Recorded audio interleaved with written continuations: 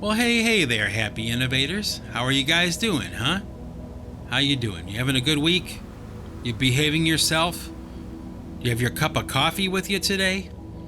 I hope you do, because we're going to do a little bit of talking today with the Singularity Podcast, episode 101.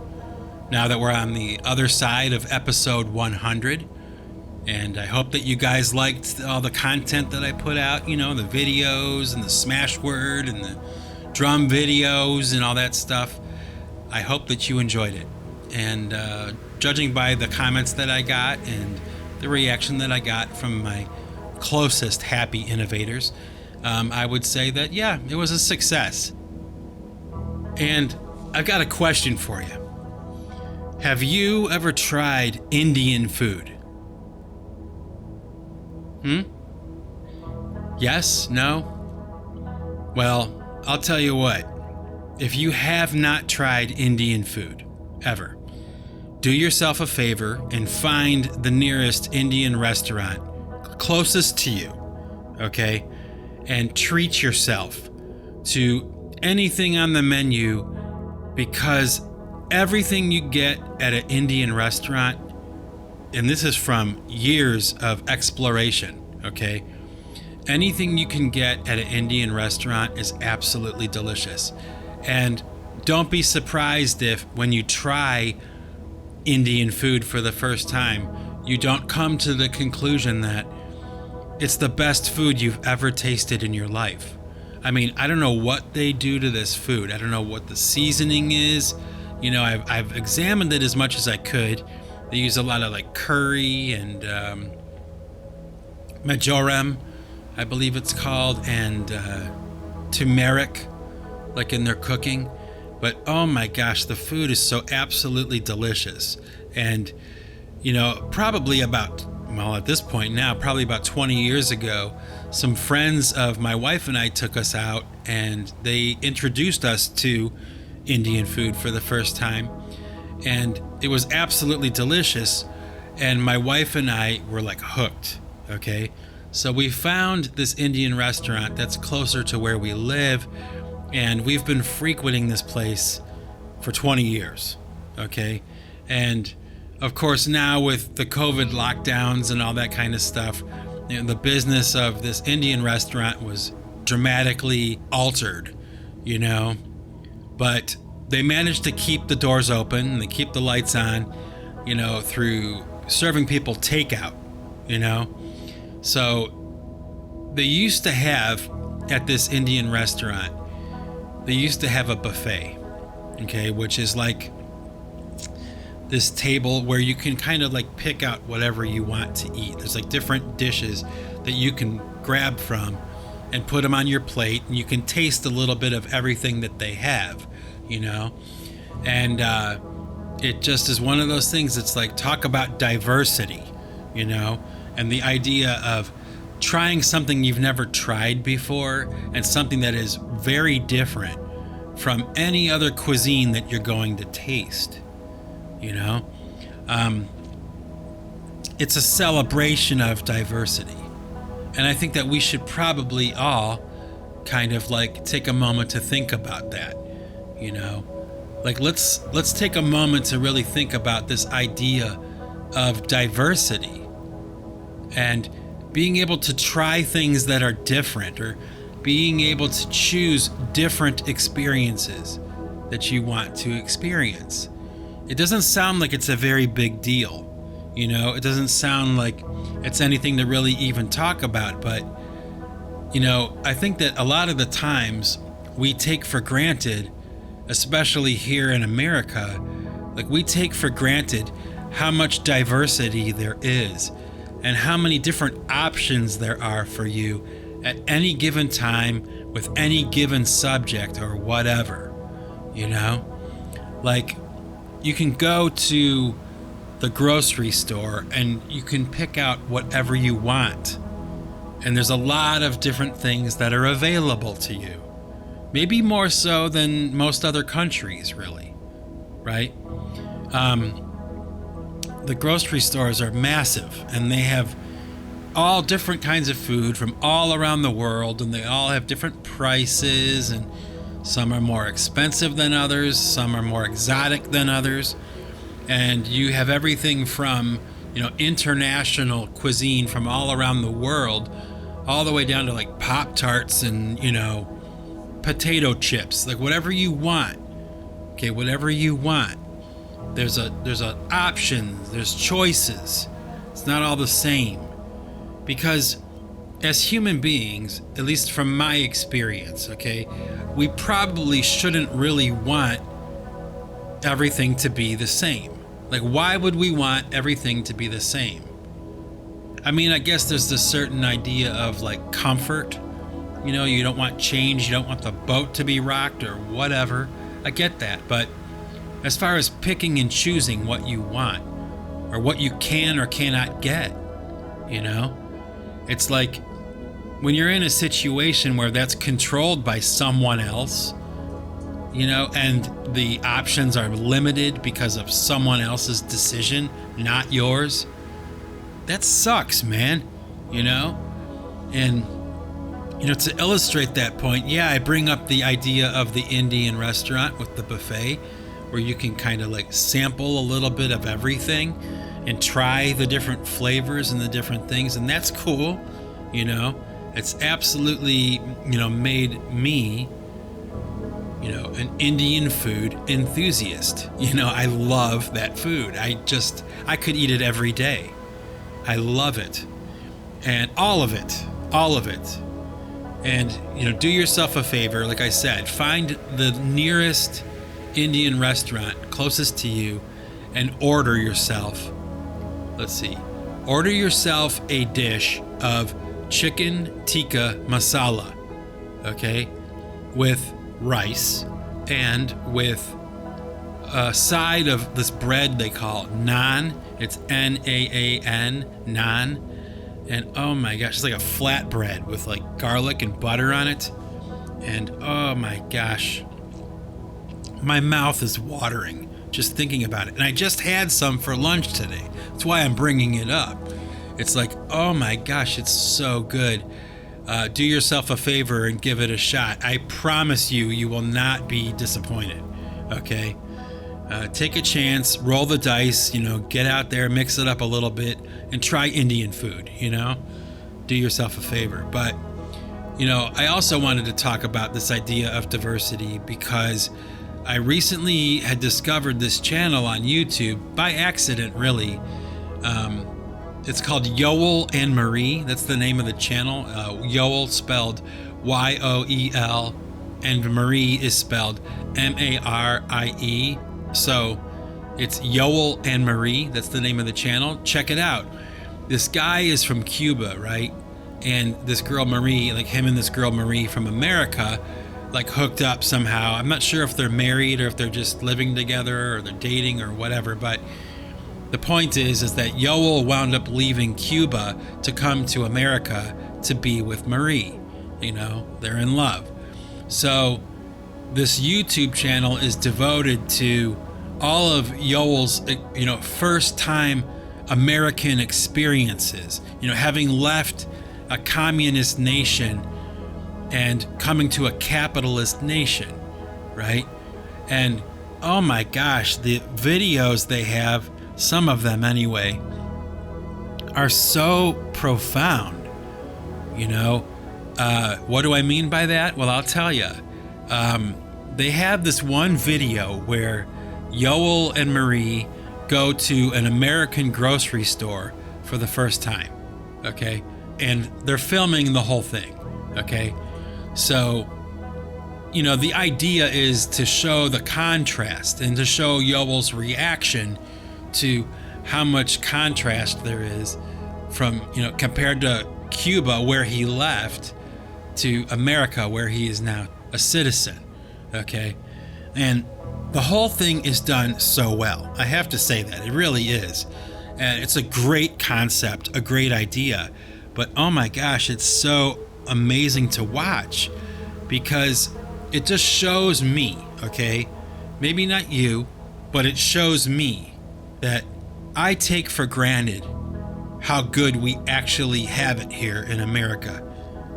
Like for however many flaws there are and there, however many things there are to complain about or to bitch about that are going wrong or whatever in America, okay? The bottom line is this, is that there's a hell of a lot more diversity, acceptance, accessibility to opportunity than you're going to find in most other places. And it's so easy to take it for granted. And it's so easy to find things to complain about here, But the bottom line is that when you watch this video from this guy from Cuba, check this out, okay? They have footage of him or like the grocery store that he went to, okay, what that's like in Cuba. And it's like outrageous, it's like you wait for days for food, like a loaf of bread or something. It's crazy, like craziness, inhuman. And he comes to America for the first time. He walks into a grocery store and he starts laughing. It's just, he's so overwhelmed by how much food is available to him right now, right in front of him. And it's colorful and brightly lit and clean. And, he's allowed to be there and he can buy whatever he wants. He's free to buy anything in the store that he wants. And it's all like, affordable and reasonably priced, and he starts out laughing, right? But then he kind of like goes quiet after a little while when it starts to sink in, that this setting he's in, this grocery store filled with groceries and well lit and clean and affordable and large and just wow, anything you could think of, that's normal. That is normal. That is humane. Get it?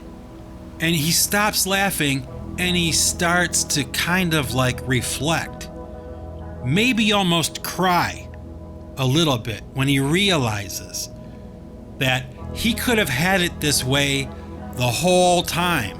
His whole life could have been lived like that, rather than what he had just left behind.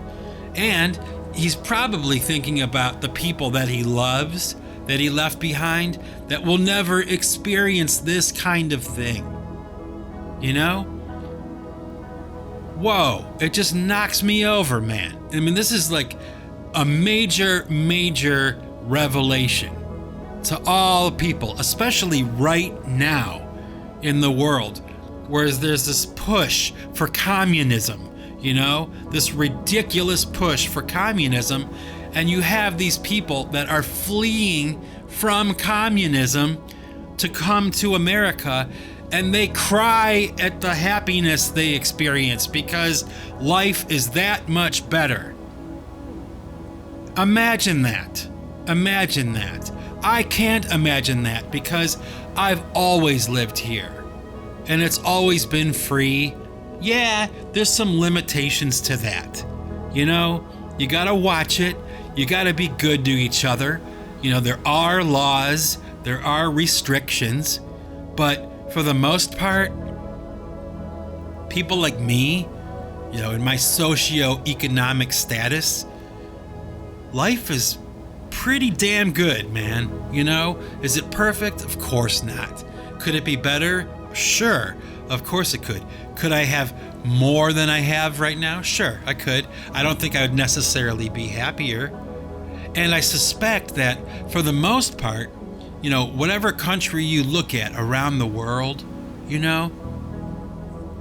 we're all diverse and everything, but for the most part, there's probably like a guy like me, like my level, my socio-economic status, really kind of like in every country around the world. The middleman, the guy who's in the middle, not rich, not poor. I'm not wealthy, but I'm not poor. I'm comfortable and I work hard for that. And every once in a while I have fun, my life isn't all work all the time for slave wages and, barely enough food to survive. No. I eat what I want, when I want, what I want. I have comforts, and I can pretty much, once in a while have fun, in my life, right? And like I said, I imagine that in all the different countries around the world, there are like people that are some version of me, like at that level, right? And these are the people that are my brothers and sisters all around the world, because we're all just trying to make it. We're all just trying to survive, keep food in the refrigerator and keep the lights on, have some comfort, have some fun, have a family, have a home, have some clothing that you like, comfortable clothes that are warm when it's cold outside and cool when it's hot outside, right? These are my counterparts all around the world. And these are the people who are not going to be on the news tonight. And you're never going to hear their name. You're never going to see their face. You're never going to know them, right? But they're there, and I'm here, and we're just trying to make it. And unfortunately, we all are subject to someone that is what? Above us or something, or has more money or more power. But the majority of the people around the world are really just trying to make it, man. They're not multimillionaires, they're not wealthy. They're just trying to make it. And this guy Yoel from Cuba was like scratching to survive there. He was a carpenter or something. He could barely get tools to do the work. Yet the work needed to get done if he wanted to eat, if he wanted to survive. But the work had to be done with the wrong tools, And for all you happy innovators out there that work with your hands, you work with tools, as well as I do, how difficult it is to do a job with the wrong tools, and the difference between the wrong tool and the right tool, the job getting done right, whatever it is you're doing, right? Well, this poor guy from Cuba, Yoel, had, eked out a living using the wrong tools to get, the substandard lifestyle. He comes to America, and you know what he wants to do first? The very first thing he wanted to do. Okay, when he came to America, the very first thing, he wanted to go to Home Depot. He wanted to see their tools. He wanted to see what was available, what kind of tools. Because, this guy left a situation where it's like, if you want to buy like a hammer, you have to wait like 6 months, if you can even find one, if you can even find a place to buy one, or if you can even have the money to buy one, because it's like what, like a $300 hammer now, because it's a communist nation and there's export tariffs and all that kind of stuff. You come to America, this capitalist nation, he goes into Home Depot, right? They're videotaping it, and same reaction. He's so taken aback by how much is there that he starts to laugh out loud, right? But then eventually, like at the grocery store, that laughter kind of subsides, and it starts to go deep, and he starts to go into reflection mode, and he's thinking about all the years, all the jobs he had to do with the wrong tools to make a living. Now, right before his very eyes, any tool that he could possibly think of or need is right there, and it's accessible to him. He can buy these things, and he doesn't have to wait. And it's like tears of joy, man, And happy innovators, come on, what that's like, right? To have the right tools. I don't care if you're cooking, if you're painting, if you're building a house, if you're writing a song. I don't care what it is. You need the right tools for the job. And this poor guy and people like him over there in Cuba that are barely getting by, they're surviving. They're just surviving. That's it. They come over here and they're shocked. They're shocked. And you know something?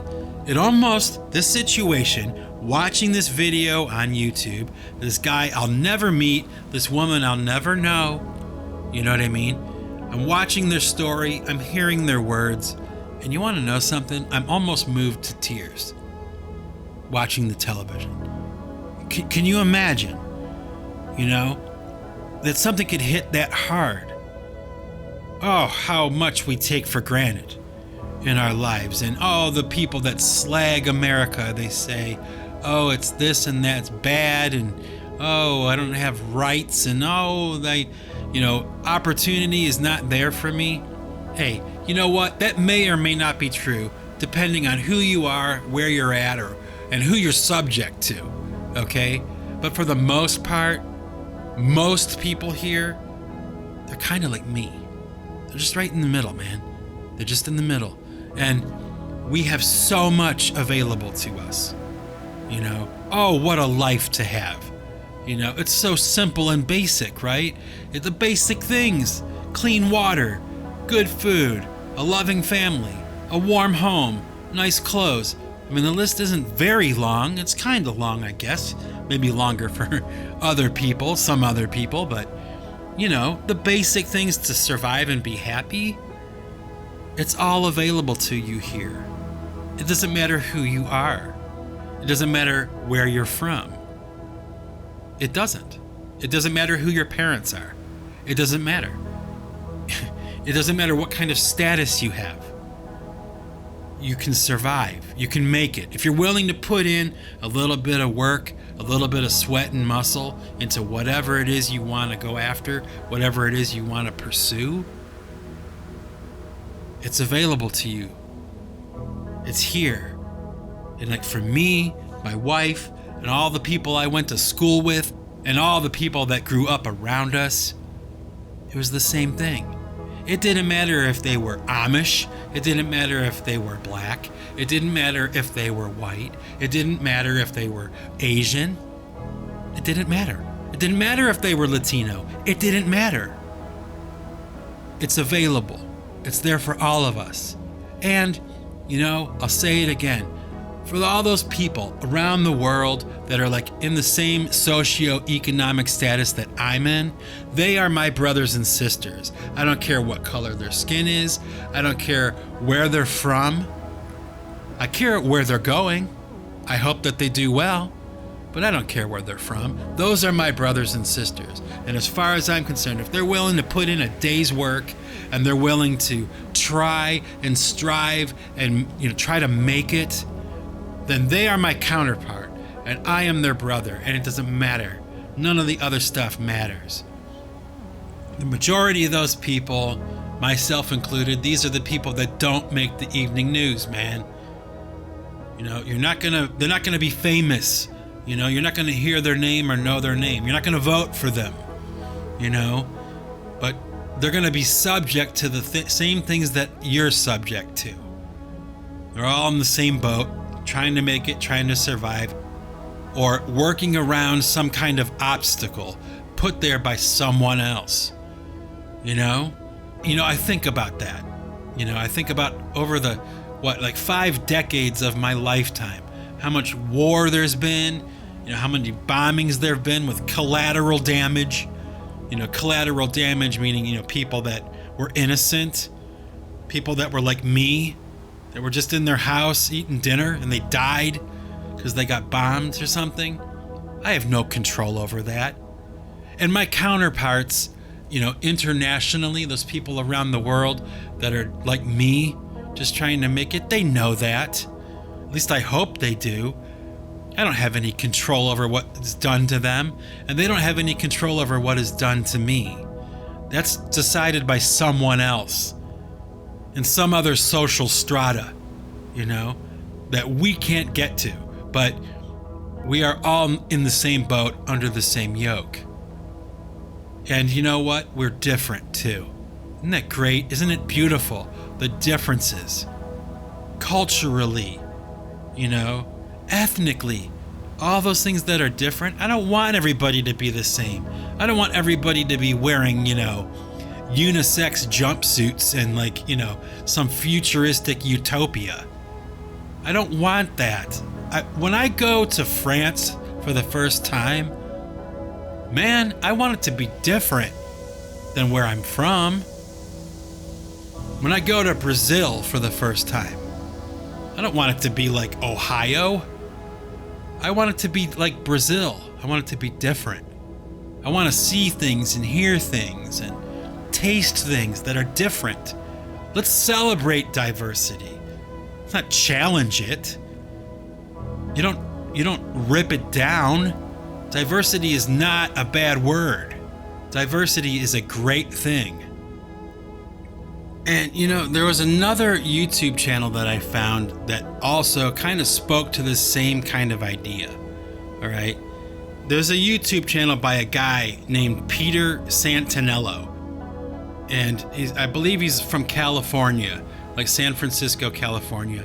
And his YouTube channel is basically just videos of him traveling around the world to different cities and all sorts of different countries and different cultures. And he's talking to people like on the street level, not the politicians, not the rich people necessarily, and not just the poor people either. Just like whoever he comes across on the street, and he talks to them. And it's like speaking to this whole thing. It's like, when you watch these videos by this Peter Santinello, you can't help but get the impression that everything I've talked about so far is absolutely true. That no matter where people are from, no matter what country they're in, however different they are, however different the countries are, and the circumstances are around these people, for the most part, most people all around the world really have goodwill, and they really do want good things for other people and for themselves. They don't want any trouble. They want to survive. They want to have a life. They want to have success, and they want to be comfortable.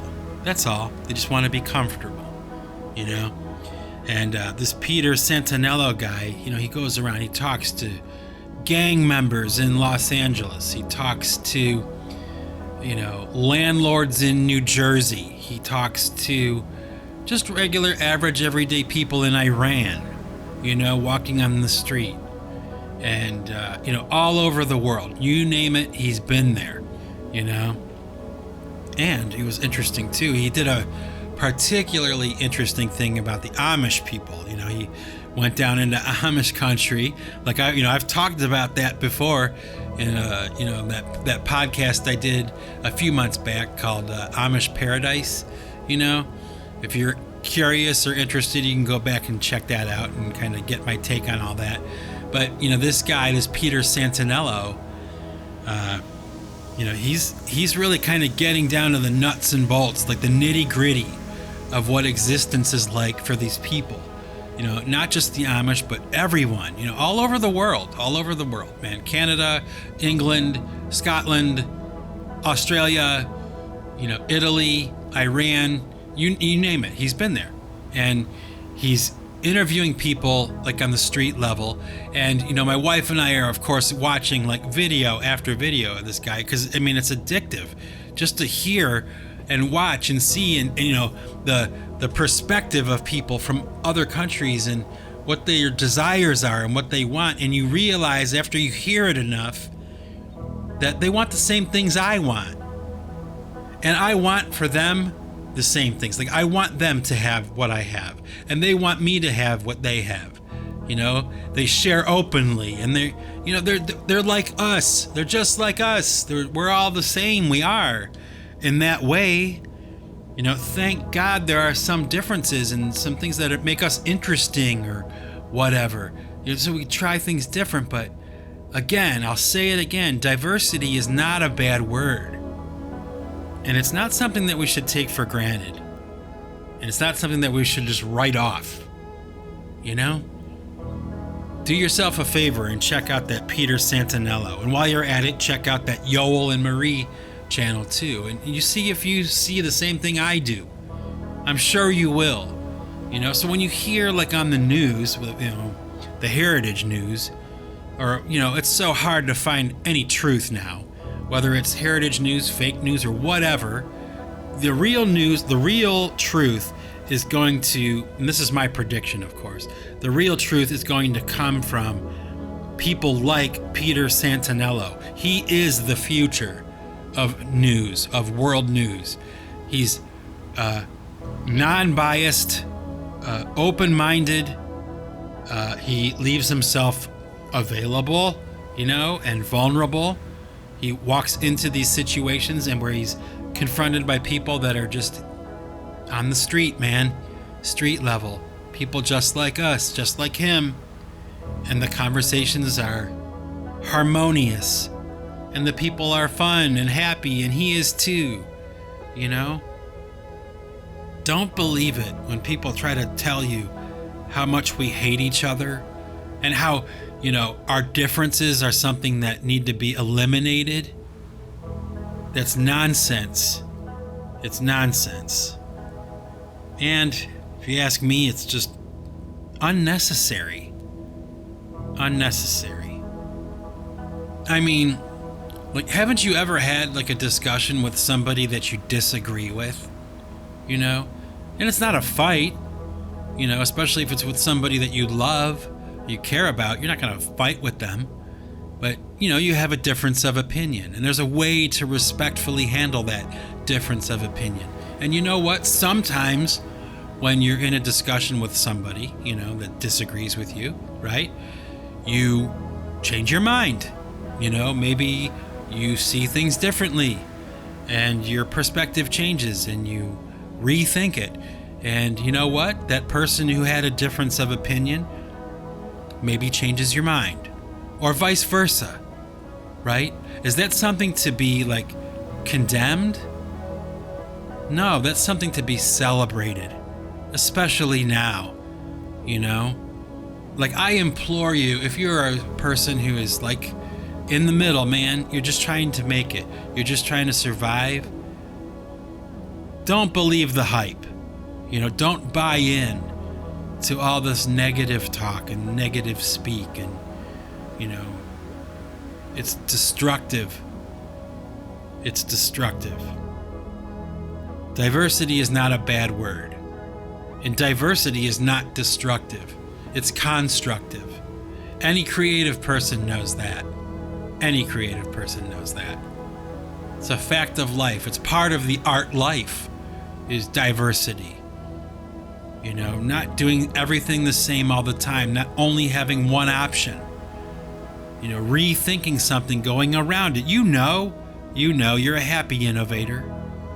And I'm sorry if I sound particularly spirited today. I'm kind of getting into this, but ladies and gentlemen, my happy innovators, I'll tell you, I have heard over the past year or so, I have heard so much talk of negativity and turmoil and destruction and just how bad it is here in America, and it's just it needs to be torn down and rebuilt, start over again.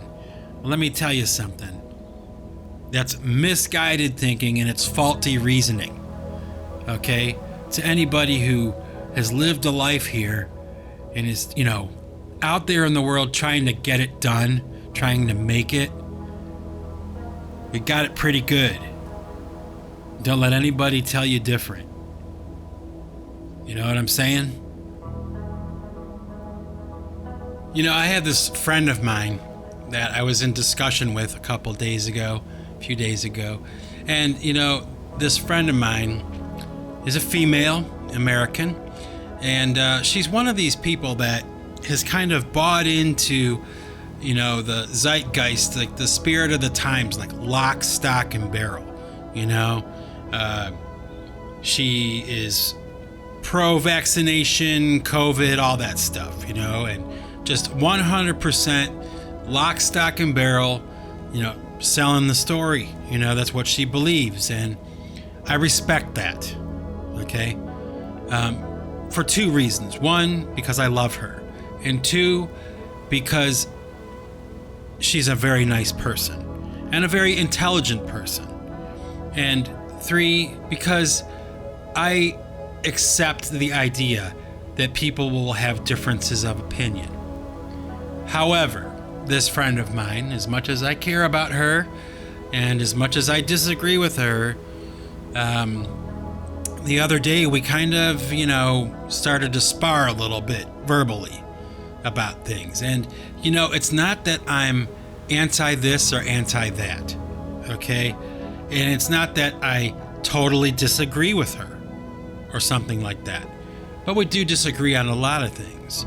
And mostly what we disagree with each other about is like this idea of, group think, that you have to follow the group, you have to follow the herd and do what everybody else is doing. And, she kind of is like, in my opinion anyway, she's one of those American citizens that has kind of lost the concept of thinking for herself, that the spirit of America, the spirit of the United States is this free spirit, the spirit of liberty and freedom, the freedom to think and the freedom to choose for yourself, and by some weird turn of events, this highly lovable, highly intelligent woman that I know has just gone round the bend, man. As far as I'm concerned,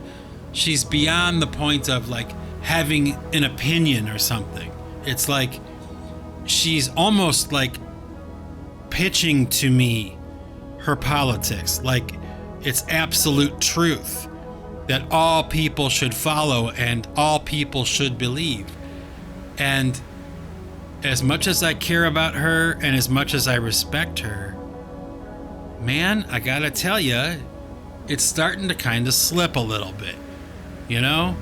This friendship we have is starting to suffer a little bit because she just can't shut up.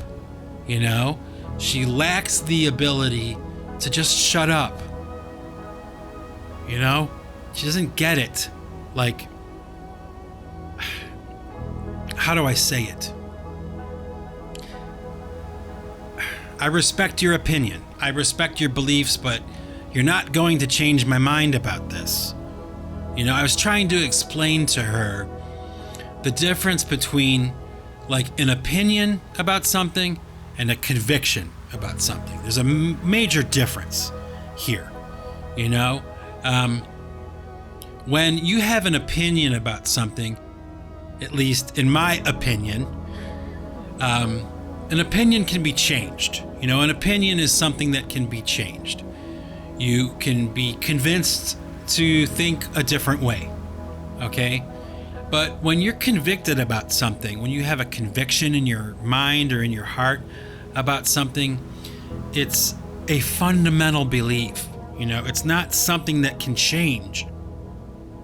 I mean, I suppose to a certain extent, in some way, every idea you have or every belief you have might in some way change. And the same goes for me that, maybe, even the deeply held convictions can be changed. It's not impossible. My mind is open to that. But for the most part, the difference between a conviction and an opinion, think about that. There's light years of difference. And, we would all be doing ourselves a service by learning the difference between someone that has an opinion and someone that has a conviction about something. And that goes for politics, religion, or sports, or whatever it is, I suppose that I should probably, leave it there. I've done enough talking for one day and enough bloviating.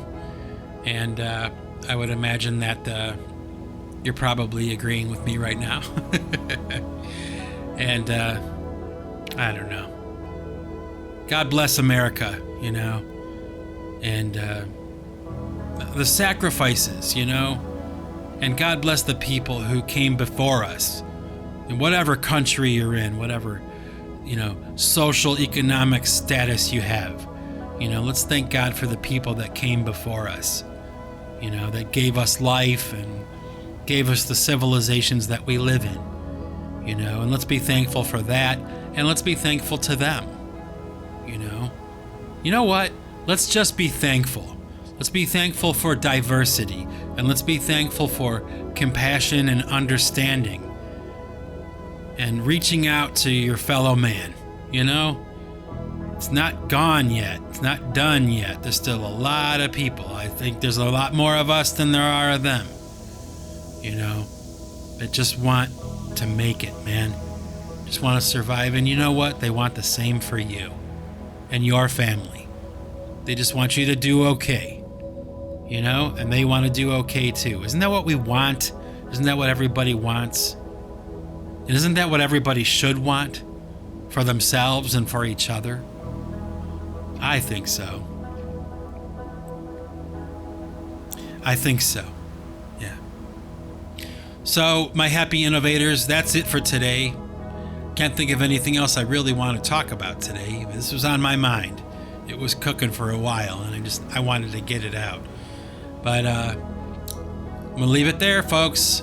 Catch you in the next podcast. And this is Mike Bostwick from Pipewire Records signing off.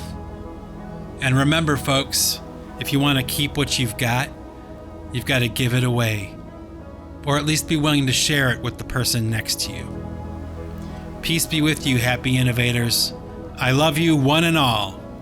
And here's to another 100 podcasts. Peace out.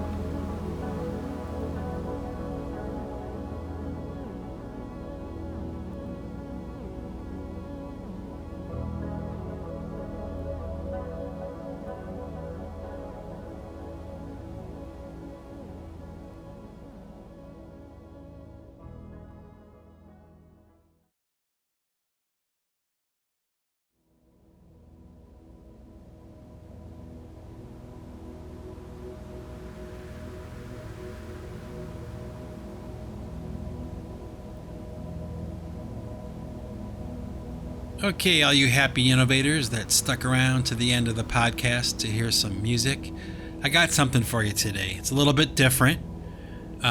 What it is a song from a band that I used to play in, a band called Slow Bob, S-L-O-B-O-B. And, you know, I have a YouTube channel devoted to that, you know, showcasing that music.